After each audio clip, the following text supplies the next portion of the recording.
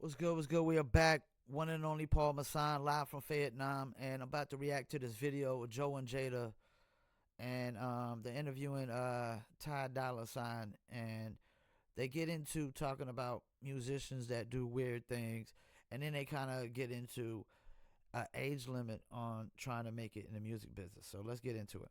Anybody you haven't worked with that you want to work with? Shit, I want to work with Lady Gaga. I ain't never did a song with Lady Gaga. Good. She one of the greats. She one of the greats, right? Yeah. You know, I'm a little bit off the weird shit now. You know what I'm Yeah. saying?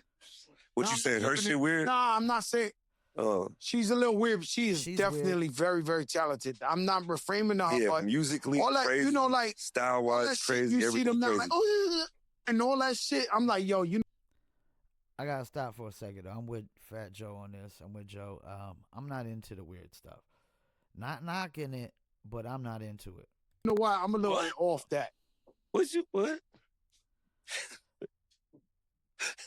He said, "Do that again." Artists acting with, like, and all that shit. All of that shit.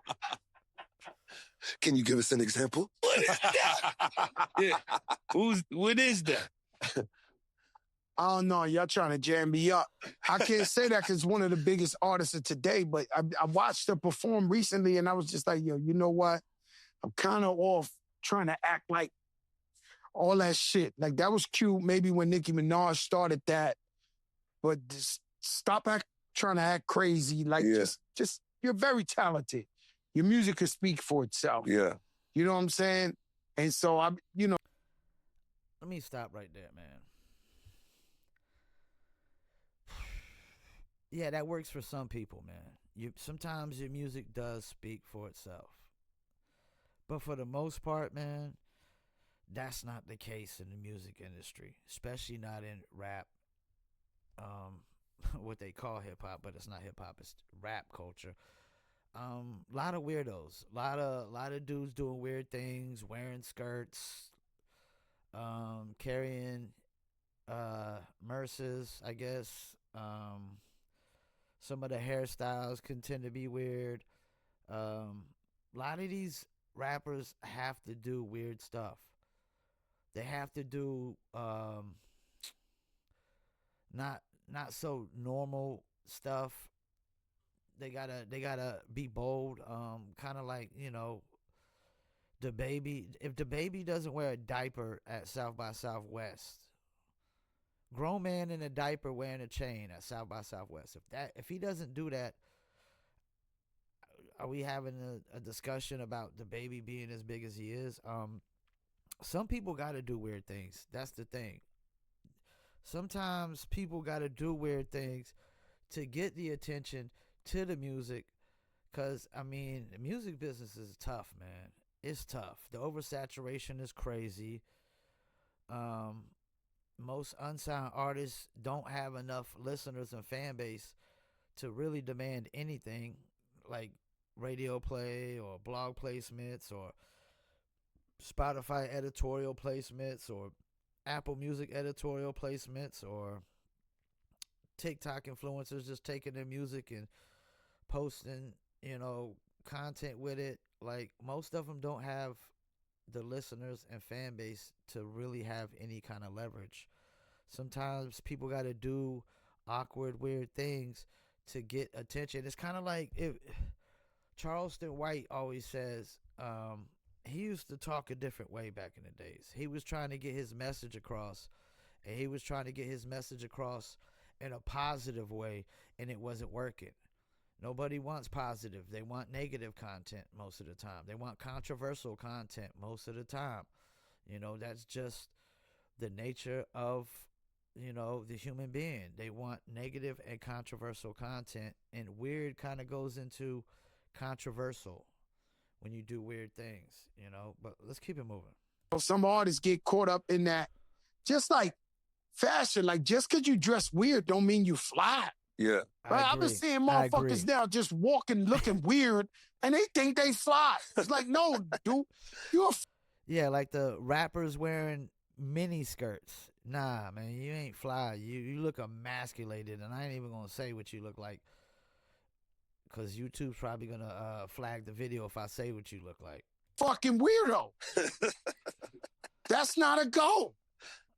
You understand what I'm saying? So I just feel like just doing too much necessarily. Somebody I respect very much in R&B right now is Kehlani. I feel like she could have did it in the Brandy, Monica era. You know what I'm saying? That's what I'm looking for. I'm looking for real music.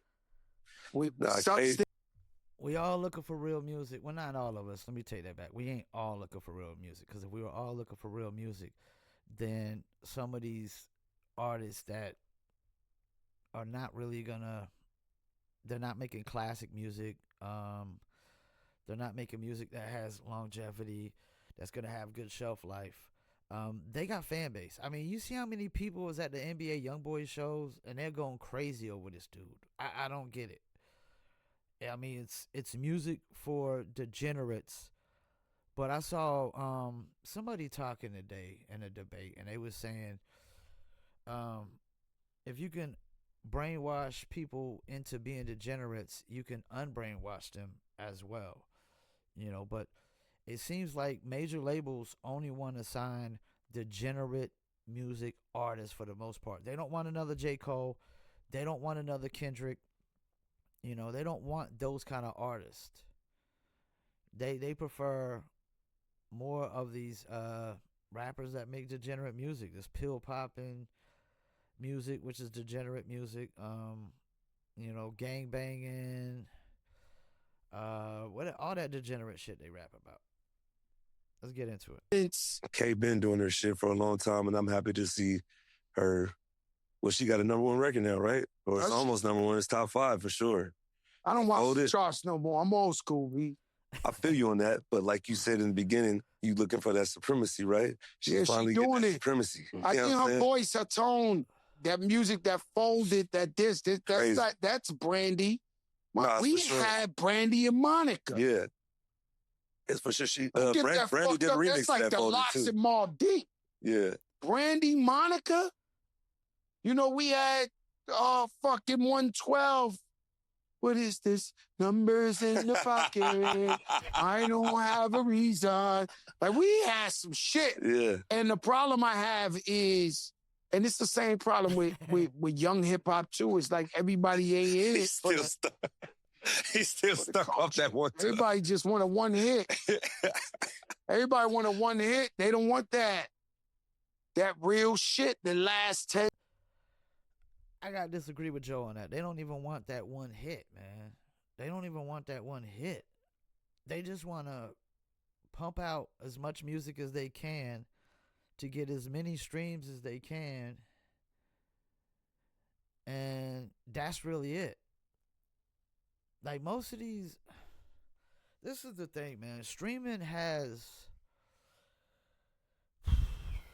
deceived people into thinking that a lot of these songs that get a lot of streams, just because they chart on Billboard, that they actually really gonna be like timeless hits. Like, they're not really hit. It's really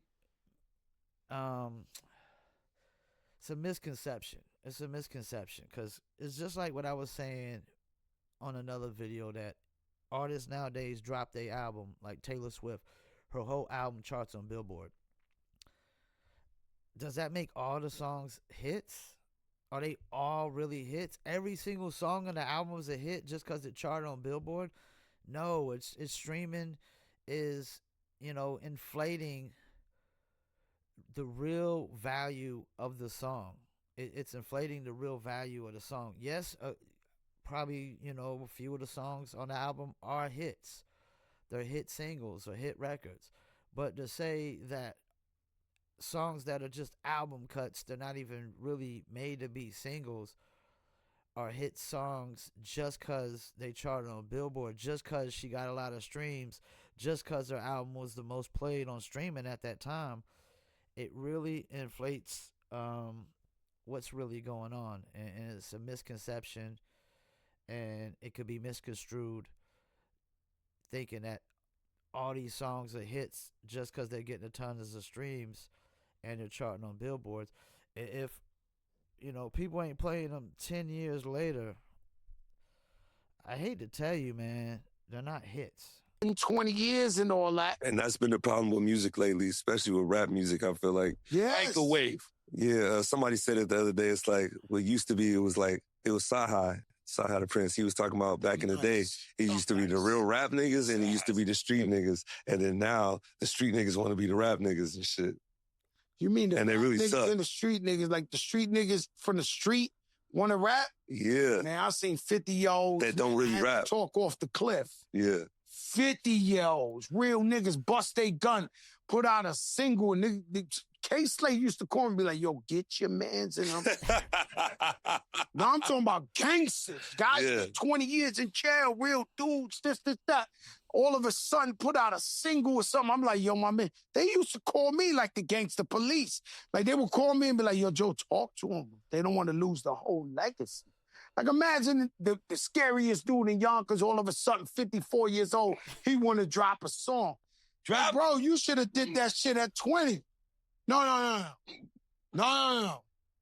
This man said, I think it was Alchemist said, yo, there is no age limit. True when you've been doing it a while. Right. Let's stop right there. This is really why I want to react to this video. Alchemist said there's no age limit. And Fat Joe said, true, when you've been doing it for a while. And I totally agree with Fat Joe in this, because I've always said that let's just take rap music. This don't really apply to rock and everything else, because, you know, the rules are different. Like, the standards are different. Like, hip-hop gets held to different standards. So it's a young man's game of getting on, and it's an old man's game of staying on. That's my saying.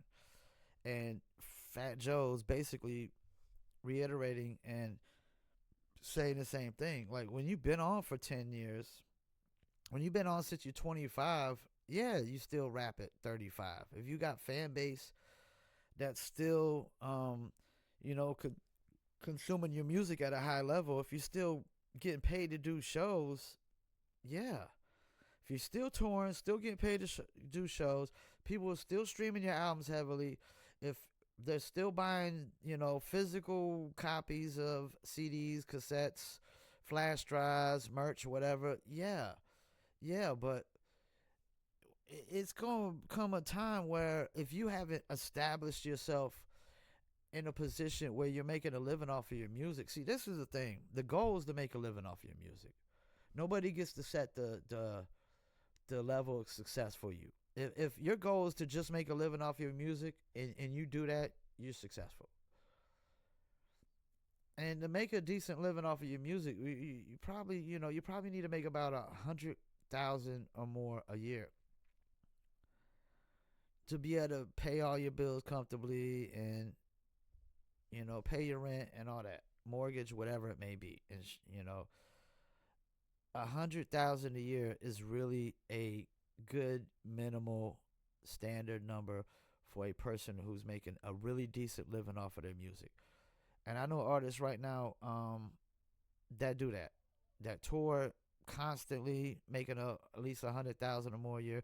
I know some that don't even tour and they get 100,000 worth of digital downloads per year between their albums and singles. They have about 10,000 fans, and the goal is you want, like, typically 1,000 people spending $33.33 per every 3 to 4 months. Every 3 to 4 months, you want 1,000 people spending $33.33. That'll have you close to 100,000 right there. But getting on, like, if you're like past 35 and you haven't came close to making a living off of your music yet, your window is probably up. It's probably up. I don't see no guys making it after 40. Like, most of the guys that are that age that haven't made it to a major, because this is the thing, major labels ain't going to sign you after a certain age. That's a given. Major labels are not going to sign you after a certain age. That's a given, because you're going to have to be super big at age. You're gonna have to become super big at age 35. I mean, humongously big at age 35, out of the blue, for a major label to even consider it. They're gonna be signing young artists for the most part. So I do think there's an age limit on establishing yourself in at least hip hop. At least hip hop. I think there is. And when I mean establishing yourself, I mean making a living off of your music. And making a living off of your music doesn't mean paying some of your bills. It means paying all of your bills. So, yeah, let's hear a little bit more, though. Don't come brand new 54, think a nigga gonna be playing your shit. They not playing your shit. Don't do that. Oh, God This in is heaven. not the profession for you. Your time has passed. You can't enter this shit old. No, not 50 years old and all. I'm like, yo, you know how many times? I swear to God, my phone will ring. Rest in peace, Oh, Case Slade. what is the latest age you can enter? You can't do it. You can't do it. Like for me, what right? I'm saying, you started. My shit didn't boom until I was 27. That's cool. No, that's a great It's a lot of age. niggas that's 27's fine, man. 27 is literally 6 years before 35. That means you've been in the game for over a half a decade. Easy. Over half a decade, easy. Touring, doing shows, generating revenue off of streams or whatever it may be, merchandise. But we're talking about guys trying to make it, and there's 35 years old and they still ain't made it yet. They're still not making a living off of their music. Or 35 and up. Nobody's saying stop making music because you're 40 or 50 if you've been in the game for 20-something years. And some people actually are saying that. But that's just young motherfuckers that are just, hating ignorant ass motherfuckers. If you've been in the game for 20 years, making a living for 20 years, I don't care how old you are, you keep doing it until you can't do it no more. But trying to make it and being already established for 20 years is two different things. That's like I don't care. I think, anyway. Some rappers, I think 2 Chainz. Jay-Z, 2 Chainz, Rick Ross. Got one of the 2 Chainz, but he started early. He just came back and popped. And that doesn't count. 2 Chainz was already signed to a major label. 2 Chainz already had a hit record with Lil Wayne on the hook. He had already toured, making money off of shows. He just basically changed his name and, rebranded. But he was already in the industry making a living. And Jay-Z was kind of older, but Jay-Z, and this is the thing, the only way it's going to work for you being 35 and up is if you stay independent. If you stay independent. Because like I said, major labels ain't going to touch you. They're not going to touch you. They're not going to sign a guy who's 35 years old and making it for his first time or over 35.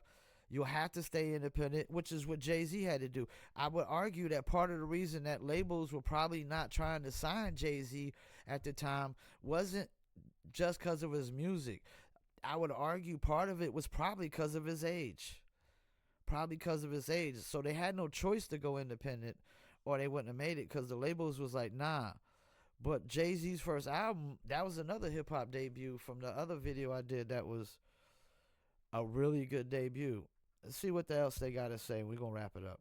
Later, yeah. Rick Ross, I watched Rick Ross walking around the clubs for 10 years straight, trying to I used to see Boss get it right. Me before. You understand what I'm saying? But I'm not saying that. What I'm saying is, it's too. Let's see something. Let me look something up. How old was Rick Ross when Hustlin' came out? Let's see. He was 30. Once again, he's not 35. That's a whole half a decade difference we talking about here, man. Rick Ross was 30. We saying the cutoff limit is probably 35. And Rick Ross, how did Rick Ross make it? Not on a major label. Not at first. He was signed with a independent label, Slip and Slide Records. once again, once you get to a certain age, man, you're gonna have to, if you're gonna make it, it's gonna have to be independent, because record labels record labels definitely got a cutoff age of how old you are if they're gonna sign a rapper or a hip hop artist. I guarantee, they're probably not signing guys over 30. Not no major label. Not none of the big boys. But yeah, I totally agree with Fat Joe. If you've already been established and made it, nah, there's not no age limit. You still make music, you still drop music, you still tour. Slick Rick just dropped the album, LL just dropped the album. These guys are 50 something, but they still able to tour off the album, make money off of the streams, hopefully, merchandise, CDs if they got them, cassettes, vinyl, whatever it may be. But if you 35 and you are not making a living off of your music as of yet,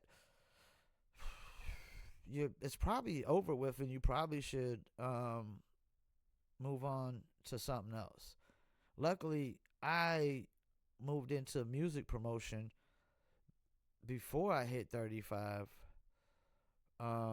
Literally, probably when I hit 30, I think age 30 is when I moved into music promotion. Once I started making money off of music marketing and advertising and promotions, I was like, nah, man, I'm done with trying to make it as a musician.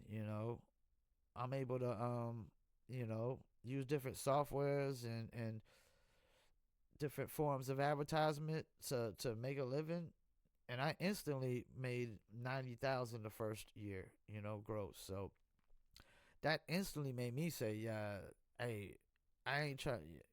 I'll still make music just cause I can, but trying to make it at 35, nah, man.